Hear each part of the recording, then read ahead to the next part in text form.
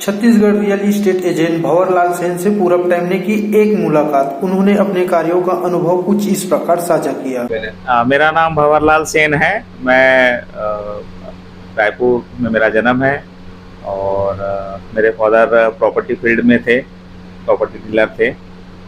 कितने साल का अनुभव है सर इस फील्ड में, आपको कुछ बता सकते हैं हमको? मुझे 40 वर्ष का अनुभव है। सन 1980-81 में मैंने 8th क्लास के दौरान मेरे फादर के साथ में जाना शुरू किया, जो कि ज़मीन जायदाद की फील्ड में पढ़े लिखे नहीं थे, फिर भी प्रॉपर्टी डीलिंग करते थे। वो उनके सारे दस्तावेज को मुझे पढ़ाते थे वो, और तहसील ले जाना, वकीलों से मिलना, रिकॉर्ड रूम जाना, ये सब हम लोगों ने काम सीखा है। उसके आधार पे इस काम को हमने शुरू किया है। मेरा पहला लाइसेंस 1981 में बन गया था, जो नगर निगम से जारी हुआ था। फिर हर साल हम उसको रिन्यूअल कराते थे, और बाद में फिर सेंट्रल एक्साइज आया, क्योंकि उसमें 10 लाख रुपए का कुछ लिमिट था, अभी बढ़कर 20 लाख रुपए हो गया है। उतनी हम लोगों की इनकम नहीं होने की वजह से हमने उसको सरेंडर कर दिया था, और अभी रेरा में रजिस्ट्रेशन है। सर जैसे कि अगर कोई कस्टमर आता है, क्लाइंट्स आता है, क्लाइंट की तो फैसिलिटी बहुत ज़्यादा रहती है, डिमांड बैंकर ज़्यादा रहते हैं, तो आप कस्टमर को क्या सजेशन दे पाते, कुछ बता सकते हैं हमको? नहीं, हमारे पास में पुराने प्रॉपर्टी है जिन्होंने लेके रखे हुए हैं, प्लॉट हैं या मकान है, वो बाय द वे हमारे संपर्क में आए या किसी रेफरेंस से हमको काम मिला, तो हम लोग उसको बेचने का प्रयास करते हैं, और रेट टू रेट मालिक से मालिक परिचय करा के डील कराते हैं। और कई दफ़ा ये सब कराने के बाद भी हम लोगों को मेहनताना नहीं मिलता है, जिसके लिए हम अपनी गुडविल को देखते हुए कभी कोई उनके ऊपर कार्रवाई नहीं कर पाते हैं। रेरा के आने के बाद क्या सुविधा मिली सर, कुछ बता सकते हैं आपको? रेरा वन टाइम रजिस्ट्रेशन दिया है, जिसके लिए 10,000 रुपये फीस ले रहा है, और अभी रिमिनल में 5,000 रुपये ले रहा है, और 5 साल का रिटर्न मांग रहा है। जिस व्यक्ति के पास रिटर्न नहीं है, वो एफिडेविट दे के अपना मतलब रजिस्ट्रेशन करा सकता है। लेकिन यह 5-5 साल का रिकॉर्ड रखना, या 5 साल का मतलब आप रिटर्न मांगते हो, तो इसको बहुत आसान करना चाहिए।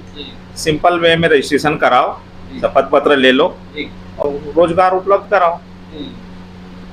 सर रेरा में ऐसा कोई नियम है कि जैसे कि सामने वाला कोई प्रॉपर्टी मतलब जो बेचता है या खरीदता है, ऐसा कोई नियम है कि उसमें जैसे कि आपको ब्रोकरिंग चार्ज नहीं दे रहा है, ऐसा कुछ नियम है क्या उसमें रेरा में? रेरा में ब्रोकरेज फिक्स नहीं किया गया है, वो आपके व्यक्तिगत बातचीत के ऊपर निर्भर है कि आप उसे 1% ब्रोकरेज चार्ज करते हो कि 2% चार्ज करते हो।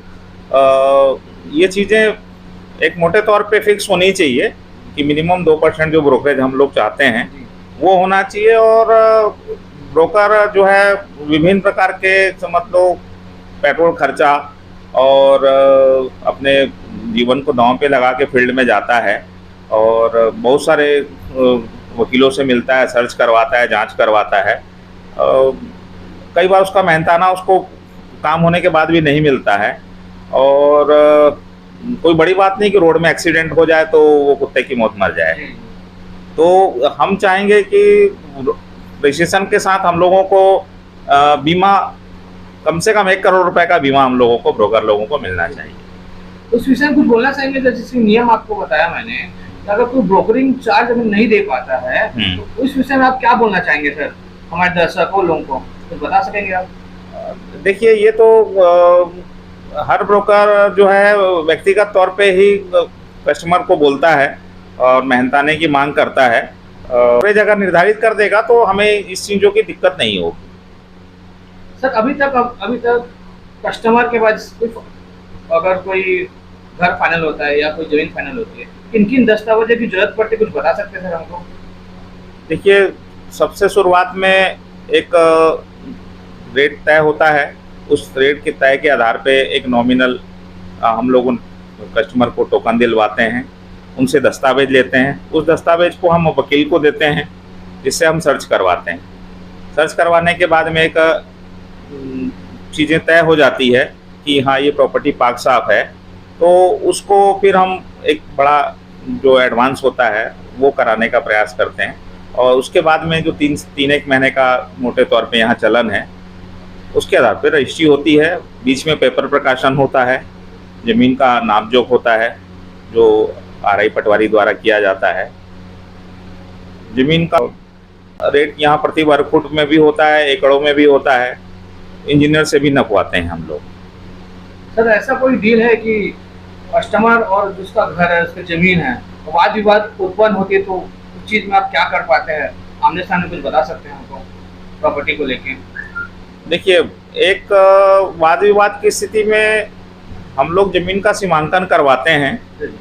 उससे अगर हमारे कब्जे में वो चीज़ है तो वो सीमांकन में कोई दिक्कत नहीं होती है। अदरवाइज आपको कोर्ट का ही रास्ता देखना पड़ता है। ये स्थिति है। इस फील्ड में सर नए लोगों को क्या स्कोप है सर, कुछ बता सकते हैं? सर स्टार्टअप बोलोगे तो स्टार्टअप में के दृष्टिकोण से तो बहुत दिक्कत जाएगी। आपको पारिवारिक रूप से कुछ और काम अगर आपका परिवार में है तो आपको इस फील्ड में दिक्कत नहीं जाएगी। अदरवाइज बहुत मेहनत करना पड़ता है। करीब 2 से 5 साल आपको लग जाएंगे काम सीखने में। आप जैसे बताया सर 40 साल का एक्सपीरियंस है आपको जी, तो अभी तक किस प्रकार का अनुभव आपको कुछ बता सकते हैं, या कुछ ऐसी डील हो जो आपको जिंदगी भर याद हो, बता सकते हैं तो साझा कर सकते हैं? भाई मोटे तौर पे तो जब ब्रोकर मेहनत करता है और उसका मेहनताना नहीं मिलता है, वो एक बड़ी समस्या होती है। ठीक है। और हम भाई एक मानव हैं, जमीन को जांच करवा सकते हैं वकील से, उसके बाद में पेपर प्रकाशन करवा सकते हैं, उसको शासकीय जो आरआई पटवारी है उनसे नपवा सकते हैं।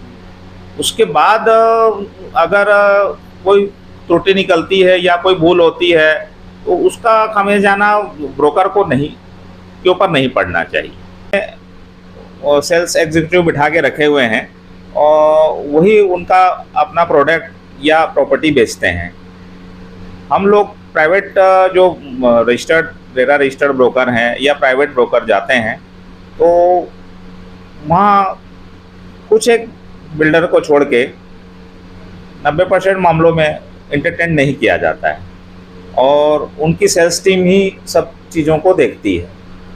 तो ये चीज़ों को भी बिल्डरों को भी सोचना है कि ब्रोकर्स लोगों को एंटरटेन करें, अपनी चीज़ों को बुलाएं, बताएं। और कस्टमर अभी डिजिटल हो रहा है हमारे देश में, तो जितना ज़्यादा आप डिजिटल में अपना पेमेंट करें, लेन देन करें, ब्रोकरेज भी हमें पक्के में दें, कोई दिक्कत नहीं है। ये हमारा संदेश है। ठीक है सर, बहुत बहुत धन्यवाद।